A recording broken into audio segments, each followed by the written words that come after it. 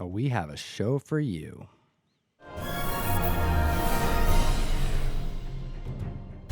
How you doing, Comic Fam? I'm your host, Comic Tom. And I'm Russ Bright from Mill Geek Comics, and we are bringing you the top 10 hot comics this week. Yeah, the top 10. The top 10 hottest comics of the week, courtesy of our sponsor, Key Collector Comics. That's right, Key Collector Comics, the best comic book app that exists on the market. And if you put the code TOM101 and you get a free week subscription. And you know what they also have? What do they have, Tom? The top 20 hot comics of the week. Russ, guess how many comic books came out in the last week? 187. And guess how many comic books are in the Overstreet Price Guide? Thousands. Thousands and thousands. So that's a lot of comic books to keep track of. So There this list of 20 is pretty valuable. We get the list a day early so that we can then go through it and pick our top 10 hot picks. Mm-hmm. So that's what we're going to do right now. So hit that subscribe button. We make a lot of comic book themed content. Let's get into it. At the list at number 10, we have Thor God of Thunder, issue number 2. This is a book that we haven't talked about in quite a while. We have not. I think the last time you and I talked about this was because of the first appearance of Necrosword, but it's making the list this week for another first appearance. This is the first appearance of Gore, the God Butcher, and this character is speculated to be the villain in the up-and-coming new Thor movie that was recently announced at San Diego Comic-Con, Okay. Thor, the Love and Thunder. Now, we're not seeing some big value increases. This book's going for like $20 and has been for quite some time.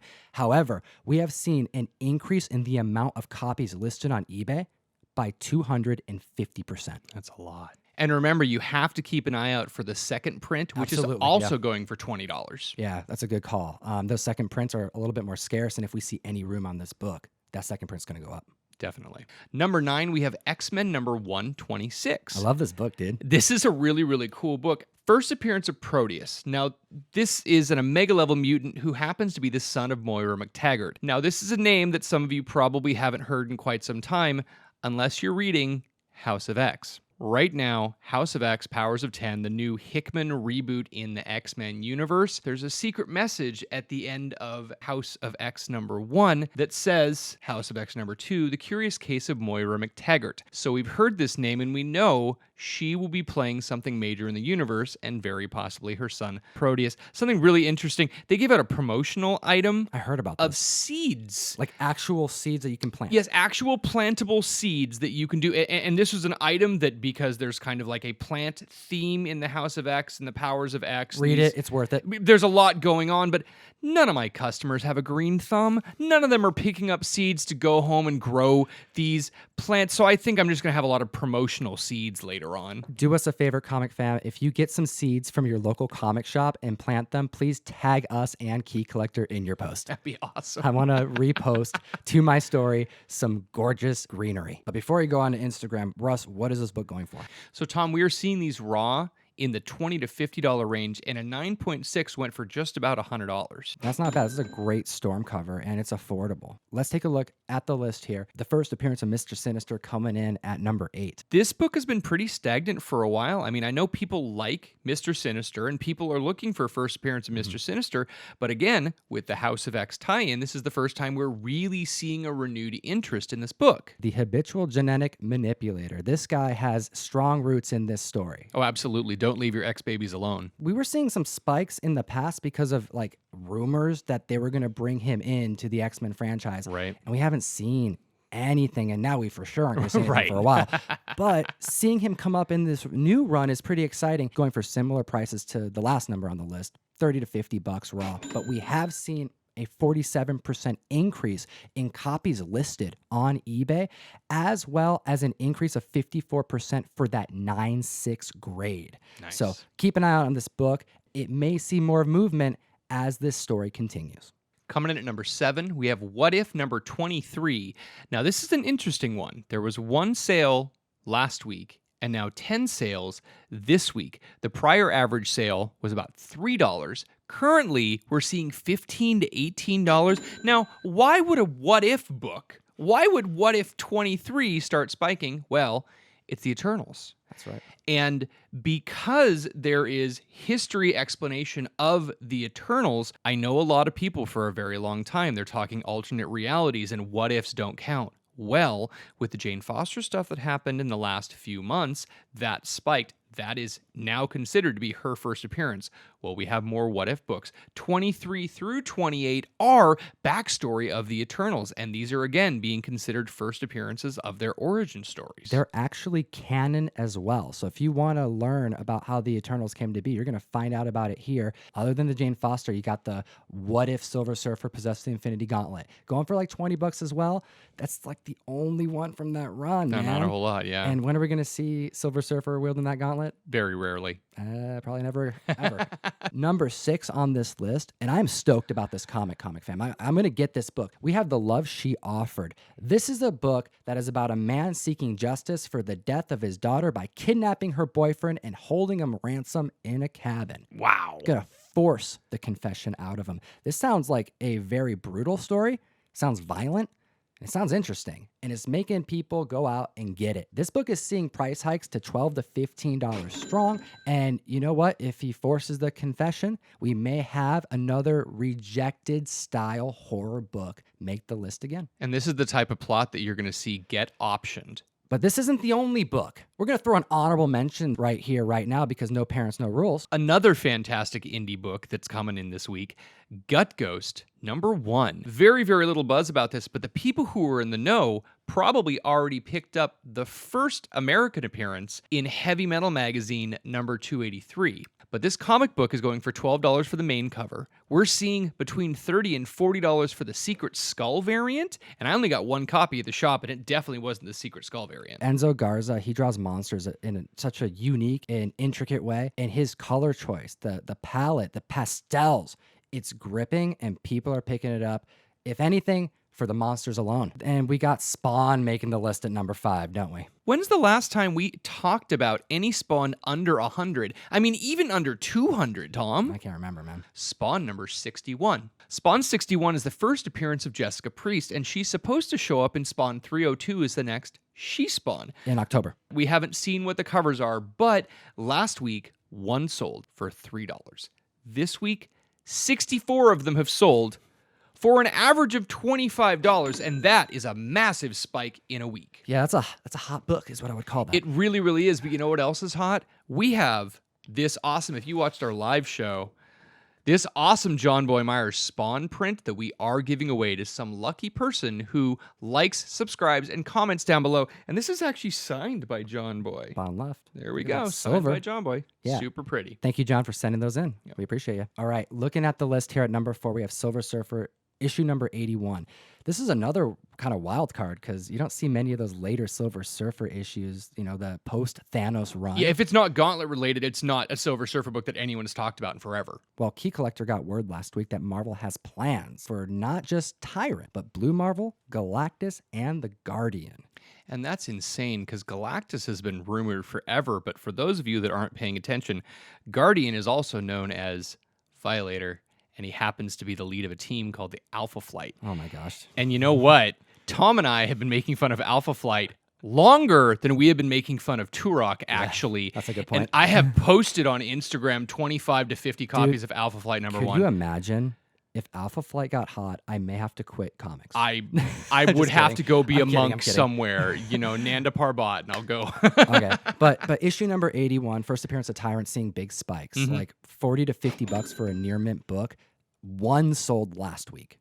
45 of them have sold this week. Yeah, huge gains on this pretty good spec book. And keep an eye out for issue #82. This is the first appearance on the cover, slaying all of our heroes. And got Beta Ray Bill looking like he just got hit in the head on the floor. What do we got at #3, my brother?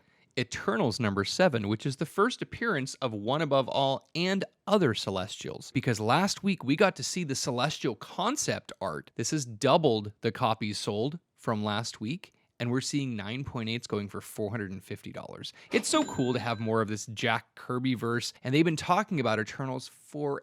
However, this has been a long-term spec. This has been a slow roll. People have been talking Eternals for, again, almost 2 years now. And it's nice to see other books other than Eternals #1 spiking because we have confirmation of what's supposed to be happening in the movie. I'm super stoked. The concept art is awesome, and we're seeing a lot of members in the community agree, and they're going out and picking up so many Eternals comics, and it's awesome. All right, looking at the list here at number 2, we got the Riptide making the list. What? Again? We haven't talked about the Riptide in quite a while. It was a breakout hit. This is from Red 5 Comics, and back when this book came out, it had buzz, it sold out, kind of like one of those disaster type of movies in a comic. Again, they advertise on their site that they are known for making comics that have like a cinematic feel to them.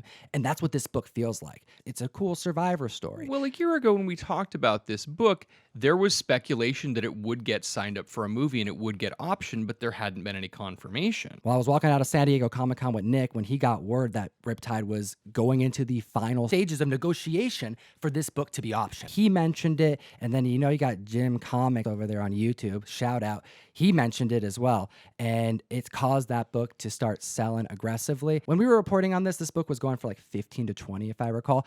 It's going right around that $20 to $25 mark again. So the print run on this book is rumored to be as low as $2,000. So if you're looking for something that's a little bit more attainable, my honorable mention this week is Blade #1, the 1998 run. Now, you have seen this book. This is ridiculous. This is the one with the silver and the blue, and it's foily. It is the quintessential 1990s comic. I cannot tell you how many times I've looked at this book, chuckled, and thrown it away. Put it in the 50-cent bin, not even dealt with it. Well, because of Blade movie news, $30 is low for this book.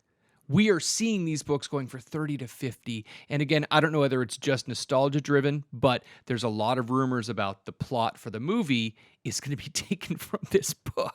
I know they're saying that this is the book to spec on. It's more affordable than the first appearance, and I'm glad you mentioned it because this is in dollar bins. And you know what? It did make the Hot 20 list, so I'm glad you made it your honorable mention. Absolutely. We actually do have another giveaway. We do, yeah. We have Vampire Tales Volume Number 3. This is a trade paperback. Now, it is Blade, but can you explain what Vampire Tales is? Because there's a magazine that we've talked about before. We have. So there's a Vampire Tales magazine that was released by Marvel. And again, it was an oversized magazine. It was printed in black and white on the interior. And this had a Morbius and Blade the Vampire Slayer. Yeah, we're talking about Vampire Tales issue number 8. This is the first Blade solo story. This book has seen massive gains as well. And we have it reprinted in today's giveaway as well. Yeah, we're doing more than one because that's how we roll. All right, what do we got at number 1 on the list, Russ? Because I'm so stoked to see this book. More Jack Kirby goodness. Jack is all over this list, my man. He really, really is. And again, it's nice to see that the movie studios are giving Jack his due. I mean, for so long, he was just not respected. And it's very, very nice to see things like Mr. Miracle #6 coming in the list. Before we talk about Mr. Miracle #6, do us a favor, comic fam. We need your support more than ever right now. Hit that like button. Helps with the algorithm, helps grow our channel. We do appreciate it. Coming into number 1, we have Mr. Miracle #6. If you do subscribe to the Key Collector app, you get these lovely notifications called Key Alerts. And I got a Key Alert this week that said, Director of New Gods confirms the female Furies in her script after being asked if Darkseid will be in the movie, and said Darkseid is.